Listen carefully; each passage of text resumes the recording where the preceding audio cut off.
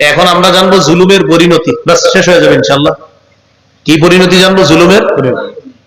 এক নাম্বার, জালেম জুলুম করার কারণে আল্লাহর পক্ষ থেকে বরাদ্দকৃত হালাল রিজিক থেকে সে বঞ্চিত হয়। জালেম, আমাদের জন্য একটা রিজিক বরাদ্দ আছে না? জালেম জুলুমের কারণে যে পবিত্র খাদ্যটা, এটা আল্লাহ ছিনায় নেয়। তুই যেমন যা খা, তোর আমি পবিত্র খাওয়াবো। জালেম।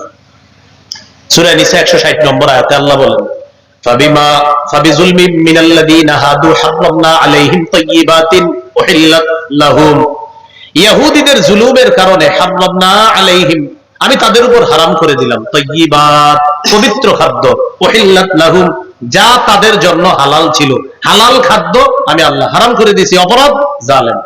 অপরাধ কি? তারা জালেম। এই কারণে, যদিও এই আয়াতে আরো 3টা অপরাধের কথা আছে, আমি বলে দিই, একটু মনে রাখেন। 1 নাম্বার জুলুম করা, 2 নাম্বার আল্লাহর রাস্তায় বাধা দেওয়া, 3 নাম্বার সুদ খাওয়া, 4 নাম্বার অন্যের সম্পদ অন্যায়ভাবে ভক্ষণ করা। সূরা নিসা 160 161 নম্বর আয়াত। এই 2 আয়াতে আল্লাহ বলেছেন 4টি অপরাধের কারণে বরাদ্দকৃত হালাল রিজিক থেকে বান্দা বঞ্চিত হয়। 1 নাম্বার জুলুম করা, 2 নাম্বার আল্লাহর রাস্তায় বাধা দেওয়া, 3 নাম্বার সুদ খাওয়া, 4 নাম্বার অন্যের সম্পদ অন্যায়ভাবে ভক্ষণ করা। তো আমাদের আলোচ্য বিষয় শুধু জুলুম, কিন্তু আয়াত 2টাতে আসছে কয়টা অপরাধের কথা? 4টা। তবে যুলমিন মিনাল্লাযীনা হাদু হারামনা আলাইহিম তাইয়্যিবাতিন উহিল্লাত লাহুম, 1 2। তবে সাদ্দিহিম আন সাবিলিল্লাহি কাসীরা, আল্লাহর রাস্তায় বাধা দেওয়ার কারণে। 3 ওয়া আখযিহিমুর রিবা ওয়া ক্বাদ নুহু আন, তাদেরকে সুদ খাইতে নিষেধ করা হয়েছে, তারা সুদের অর্থ গ্রহণ করেছে। 4 ওয়া আকলিহিম আমওয়ালান নাসি বিল বাতিল, অন্যায়ভাবে মানুষের সম্পদ আত্মসাৎ করেছে। এই জন্য আমি আল্লাহ তাদের জন্য বরাদ্দকৃত পবিত্র হালাল রিজিক আমি হারাম করে দিলাম। বলি নাউযুবিল্লাহ। তো যাও, আমাদের আলোচ্য বিষয় শুধু জুলুম, যে জুলুমের কারণে আল্লাহ পবিত্র রিজিক এটা হারাম করে দেয়। 2 নাম্বার, জুলুম কিয়ামতের ময়দানে কঠিন অন্ধকার হয়ে উঠবে। সহিহ বুখারী 2447 নম্বর হাদিস। রাসূলুল্লাহ সাল্লাল্লাহু আলাইহি সাল্লাম বলেন, ইত্তাকুজ জুলমা, জুলুম থেকে বাঁচো। ফাইন্না জুলমা জুলুমাতু ইয়াউমাল কিয়ামা, জুলুম কিয়ামতের ময়দানে কঠিন অন্ধকার হয়ে উঠবে। 3 নাম্বার, দুনিয়াতে যারা জুলুম করে আখিরাতে আল্লাহ তাদেরকে কঠিন শাস্তি দিবে। সহিহ মুসলিমের 2613 নম্বর হাদিস। রাসূলুল্লাহ সাল্লাল্লাহু আলাইহি সাল্লাম বলেন, ইন্নাল্লাহা ইউআযযিবুল লাযীনা ইউআযযিবুনা ফিদ দুনিয়া, যারা দুনিয়াতে মানুষকে অন্যায়ভাবে জুলুম করে শাস্তি দেয়, আল্লাহ তাদেরকে কঠিন শাস্তি দিবে। 4 নাম্বার, 1 বিঘত পরিমাণ সম্পদ যদি কেউ আত্মসাৎ করে, কিয়ামতের ময়দানে তার গলায় 7 তবক জমিন ঝুলিয়ে দেওয়া হবে। জুলুম করে যদি। কয় বিঘত? মাত্র 1 বিঘত। সহিহ বুখারী 2453 নম্বর হাদিস।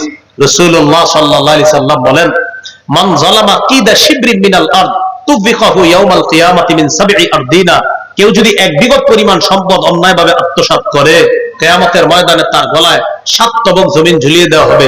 তাহলে যেই ভাইয়েরা বোনের হকগুলো এখনো দেন নাই, তাদের কি অবস্থা হবে? কি ঠিক? 2-1 জন ছাড়া সবাই চুপ কেন? এখন সবাই যারা দেয় না এরাও বলবে ঠিক। আপনারা যে বোনের সম্পদ দেন না, 1 বিঘত দেন নাই না অনেক বেশি? 1 বিঘত না অনেক বেশি? 1 বিঘতে যদি এই অবস্থা হয়, বাকিদের কি অবস্থা হবে? একটু সম্পদ আত্মসাতের এই ক্ষতি। এই যে দেখেন, এই যে খাম্বা, জমিনের নিশানা। সহিহ মুসলিম 1978 নম্বর হাদিস। এই হাদিসে আছে, লানাল্লাহু মান গায়্যারা মানারাল আরদ, লানাল্লাহু মান গায়্যারা মানারাল আরদ। দেখেন, যেই ব্যক্তি জমিনের নিশানা পরিবর্তন করে ফেলে, তার উপর আল্লাহর অভিশাপ। নাউযুবিল্লাহ। খাম্বা ছিল এখানে, হঠাৎ এখানে এসে বসে। আরে ঘটনা কি এখানে সরাইলেন কা? পাওয়ার। কি বলেন নাকি? এতটুকু কয় মালিকানা, এতটুকু পাওয়ার। তো কতদিন থাকবে? পাওয়ার যতক্ষণ, আবার পাওয়ার নাই, আবার চলে আসবে এখানে। জানায়া দিবেন, এই যে পাওয়ারে যতক্ষণ থাকবে আল্লাহর অভিশাপ চলতে থাকবে। বোনের সম্পত্তি যারা দিচ্ছেন না, যারা দেন নাই বা নিয়ত করেছেন দিবেন না, অনেকে বোনের সম্পত্তি না দেওয়ার ক্ষেত্রে কি বলে জানেন? বিয়া দিছি না। আপনি রেখে গেছি বিয়ে দিতে, হ্যাঁ? আপনার ভাই হিসাবে দায়িত্ব ছিল, লজ্জা শরম তো থাকার কথা। বিয়ে দিচ্ছেন বোনকে, আবার বলেন যে বিয়ে দিছি না। ঠিক আছে, বিয়ে দেওয়ার সময় বোনকে বলে দিন, শোন তুই আমার সম্পত্তি পাবি এই পরিমাণ, তোর বিয়াতে খরচ করবো এই পরিমাণ, রাইখা দিন। এটা বললেন। আপনি তো ভাই, মাশাআল্লাহ মাশাআল্লাহ ভাই, তো বললেন সমস্যা কি? মাশাআল্লাহ ভাই, ঠিক আছে, যেহেতু আপনি দিবেন না আপনার বোনের বিয়া নিজের টাকা দেয়া, বোনের বলে দিয়েন, তোরে যে বিয়ে দিতেছি, তোর এই টাকা পয়সা কিন্তু আমি এই পরিমাণ খরচ করব, এটা কিন্তু তোর সম্পত্তি থেকে খরচ করবো, তারপরে হেরটা হেরে দিয়ে দিন, হের সম্পত্তি থেকে খরচ করেন, তারপরে তার সম্পদ তারে দিয়ে দিয়ে। কারণ আপনি তো এই খোটা দিয়া বিয়ে দিচ্ছেন, এই এক কথা বলে বেঁচে গেছেন, বিয়েতে খরচ করছেন কত? 5 লাখ পরিমাণ সম্পদ তো আছে, হের 20 লাখের। আল্লাহ আমাদেরকে হেফাজত করেন, বোনের সম্পত্তি দিয়ে দেন, মাইরেন না, খবর আছে। এই গেল 4 নাম্বার পরিণতি। 5 নাম্বার, জালেম কিয়ামতের ময়দানে সবচেয়ে নিঃস্ব হবে। সহিহ মুসলিম 2581 নম্বর হাদিস। কিয়ামতের ময়দানে জালেম যখন দাঁড়াবে, মাজলুমরা তার চারপাশে আসবে। একজনের গালি দিচ্ছে, একজনের উপর পাথর ছুটছে, একজনের রক্তপাত ঘটাইছে, আরেকজনের আপনার সম্পদ অন্যায়ভাবে আত্মসাৎ করছে। কিন্তু ডিজিটাল পদ্ধতিতে জুলুম করছে, সরাসরি করে না। কিভাবে? মক্কায় গেছে হজ করতে, কাবার সামনে দাঁড়ায় বলে, আচ্ছা কি অবস্থা, ওই প্রজেক্টটা পাইছিস তো? হ্যাঁ। সমস্যা করে না তো? এই 2 জন করছিল, মায়ের মুখ দিয়ে ভাগাই দিচ্ছে। আচ্ছা ঠিক আছে, রাখি। লাব্বাইক আল্লাহুম্মা লাব্বাইক লা শারীকা লাকা লাব্বাইক ইন্নাল হামদা ওয়ান নি'মাতা। না না, শুনেন না, সমস্যা না। মসজিদে বসে রইছে, ফোন দিয়ে খোঁজ খবর নিতেছে। হ্যাঁ, কি অবস্থা? হ্যাঁ ঠিক আছে, হয়েছে তো কাজ? হ্যাঁ ঠিক আছে, তোকে বিলটাও নিয়ে যাইছে। আচ্ছা রাখি। আস্তাগফিরুল্লাহ, আস্তাগফিরুল্লাহ। নবীজি বলেন, আমার উম্মতের সবচেয়ে নিঃস্ব হবে ওই ব্যক্তি, ইয়াতি বিসসালাতিন ওয়া সিয়ামিন ওয়া যাকাতিন, নামাজ, রোজা, যাকাত, হজ, বিশাল বড় সওয়াবের পাহাড় নিয়ে কিয়ামতের মাঠে যাবে। মাজলুমরা চারপাশ থেকে এসে দাঁড়াবে, আল্লাহ আমারে গালি দিয়েছে, বিচার চাই। আল্লাহ আমার রক্তপাত ঘটাইছে, বিচার চাই। আল্লাহ এই ব্যক্তি আমার সম্পদ আত্মসাৎ করছে, বিচার চাই। মাবুদ, আমি অসহায় মানুষ ছিলাম, ক্ষমতা প্রয়োগ করে আমার সম্পদ আত্মসাৎ করে নিয়ে গেছে, মানুষকে ধরে কোনো লাভ হয় না। আল্লাহ তুমি তো জানো এই সম্পদের মালিক আমি ছিলাম। এই লোকের ভয়ঙ্কর এক রূপ ছিল, মানুষের সামনে তাসবিহ করত, কিন্তু ওর ভয়ঙ্কর একটা রূপের কারণে ওরে আমি কিছু বলি না। আল্লাহ আমি আজকে বিচার চাই। নবীজি বলেন, তখন কি করা হবে? ফায়াতু হাদা মিন হাসানাতি ওয়ায়াতু হাদা মিন হাসানাতি ওয়ায়াতু হাদা মিন হাসানাতি ওয়ায়াতু হাদা মিন হাসানাতি। জালেমের নেক আমল তাকে দেওয়া হবে, তাকে দেওয়া হবে, তাকে দেওয়া হবে, তাকে দেওয়া হবে। নেক আমল শেষ, মাজলুমের সংখ্যা শেষ হয় নাই। অন্য মাজলুমরা বলবে, আল্লাহ আমাদেরটা। তখন নবী সাল্লাল্লাহু আলাইহি সাল্লাম বলেন, আল্লাহ তাআলার পক্ষ থেকে ফেরেশতাদেরকে বলা হবে, মাজলুম যারা বাকি আছে তাদের তো কিছু গুনাহ টুনাও আছে দুনিয়াতে, এই গুনাহগুলা সব আনো, আনার পর সবগুলা গুনাহ জালেমরে দাও। সুম্মা তুরিহা ফিন্নার, গুনাহের পাহাড় নিয়ে জালেমকে জাহান্নামে নিক্ষেপ করা হবে। গেছিল কিসের পাহাড় নিয়ে? নেকি। জাহান্নামে গেল কিসের পাহাড় নিয়ে? গুনাহের। নবী বলেন, সে হলো আমার উম্মতের সবচেয়ে নিঃস্ব। আল্লাহ হেফাজত করে। ভাই আপনাদের হাতে পায়ে ধরে বলি, জীবনে যদি কখনো মাজলুম হয়েও যান, জালেম হয়েন না। জীবনে যদি কখনো ঠকেও যান, কাউকে ঠকায়েন না। জীবনে না একটু ঠইকা যায়, হালকা ঠইকা যায়, ঠকায়েন না। জীবনে মাজলুম হয়ে যায়, জালেম হয়েন না। আপনারে একজন একটা ধাক্কা দিবে রাস্তায়, মেনে নিন, আচ্ছা আচ্ছা ভাই ঠিক আছে। জীবনে একটু একটু ঠইকা যায়, ইনশাআল্লাহ আল্লাহ আপনার আখিরাতে জিতায় দেবে। কিন্তু জালেম হয়েন না, জালেম হয়েন না। আল্লাহ বুঝার তৌফিক দান করেন। সর্বশেষ পরিণতি সূরা নাহলের 85 নম্বর আয়াত, ওয়াইদা আল্লাযীনা যালামুল আযাবা ফালা ইউখাফফাফু আনহুম। জালেমরা যেদিন আযাব দেখবে, সেদিন তাদের এই আযাব লাঘব করা হবে না, হালকা করা হবে না।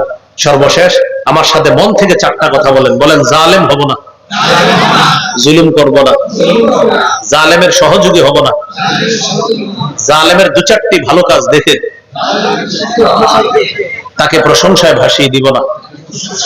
পারলে কথাটা লেখা পকেটে রেখে দিয়ে ডেলি দেখবেন, জালেম হব না, জুলুম করব না, জালেমের সহযোগী হব না, জালিমের 2-4টা ভালো কাজ দেখে তাকে প্রশংসায় ভাসিয়ে দিব না, তার প্রতি ঝুঁকে পড়ব না। আল্লাহ আমাদের সকলকে জুলুম নামক এই বিপজ্জনক শব্দ থেকে হেফাজত করেন। আমাদের এই দেশটা যেন আল্লাহ জুলুম, নির্যাতন, পাশবিকতা ইত্যাদি থেকে হেফাজত করেন। দেশটাকে যেন একটা শান্তিময় দেশ হিসাবে আল্লাহ তাআলা রূপান্তরিত করে দেন। ওলি আউলিয়াদের দেশ, এটা আমরা শুধু শুনেছি, বাস্তবে আমরা দেখতেছি না। আবার যেন আমাদের এই দেশটা ওলি আউলিয়াদের সেই পূর্ণ ভূমি হিসাবে যেন আমাদের পুরা বাংলাদেশকে আল্লাহ কবুল করেন। বলি আমিন। বাংলাদেশ যদিও আমরা বলি মুসলমানদের কোনো সীমারেখা নাই, মুসলমানদের সারা পৃথিবী। মুসলমানদের কি সারা পৃথিবী? ওই যে কবি মুহিব খানের একটা গজল আছে, সীমারেখা বাঁধানে আমি পারি না। হ্যাঁ, হে যুবক তুমি বাঙালি হও, আরে যুবক ভাইরা পারে না, হে যুবক তুমি বাঙালি হও, হয়তো ইন্ডিয়ান কিংবা জাপানি, চাইনিজ, তুর্কিশ, রাশিয়ান, কি জানি, এটা সুন্দর গজল। নাউজুবিল্লাহ, এটা ভিডিওতে দিয়েন না, যদি পারি না আমি, এজন্য দিয়েন না। সুন্দরই আছে আপনার, যে তুমি যেই দেশেরই হও কিন্তু মুসলমান, যে দেশেরই হও তুমি কি মুসলমান। মুসলমানদের কোনো সীমারেখা নাই, সারা পৃথিবী মুসলমান। সুবহানাল্লাহ, বলেন সারা পৃথিবী কাদের? হ্যাঁ, বাস এটাই মুসলমানের চেতনা, সারা পৃথিবী মুসলমানের, এটা মনে রাখতে হবে। কিন্তু এটার ভিতরে আমি অনেক কথা বুঝাবো ইনশাল্লাহ, পরে আস্তে আস্তে কিছু বয়ান আসবে আমার, যে সারা পৃথিবী মুসলমান, এটা আবার কি বললাম, হ্যাঁ সারা পৃথিবী মুসলমান, মনে রাখতে হবে। মুসলমানের চেষ্টা করবে ইসলাম সারা পৃথিবীতে কায়েম করার চেষ্টা, কিসে বলেন তো? হ্যাঁ হ্যাঁ, সারা পৃথিবীতে, সারা পৃথিবীতে। ঠিক আছে ইনশাআল্লাহ, আল্লাহ বুঝার তৌফিক দান করেন। যে কথাগুলো শুনলাম বললাম, আমাদেরকে সকলকে এই কথাগুলোর উপর আমল করার তৌফিক দান করেন। এই যে আপনাদেরকে বললাম সারা পৃথিবীতে ইসলাম কায়েম করা, এটা মুসলমানের বড় একটা আকীদা। হ্যাঁ মনে রাখবেন, আমাদের কোনো সীমারেখা নাই, এটা আমাদের একটা বড় আকীদা, এটা মনে রাখবেন, এটা আমাদের আকীদা। সারা পৃথিবী আমাদের, সারা পৃথিবীতে ইসলাম প্রতিষ্ঠা করার চেষ্টা করতে হবে, এটা অনেক বড় একটা আকীদা। আস্তে আস্তে বুঝবেন ইনশাআল্লাহ। যাই হোক, আমাদের মাথার মধ্যে ঢুকিয়ে দেওয়া হয়েছে কুফরি আকীদা, এই কুফরি আকীদা পোষণ করা যাবে না, আল্লাহ হেফাজত করেন। সুবহানাল্লাহি ওয়া বিহামদিহি, সুবহানাকাল্লাহুম্মা ওয়া বিহামদিক, আশহাদু আল্লা ইলাহা ইল্লা আনতা, আস্তাগফিরুকা ওয়া আতুবু ইলাইক।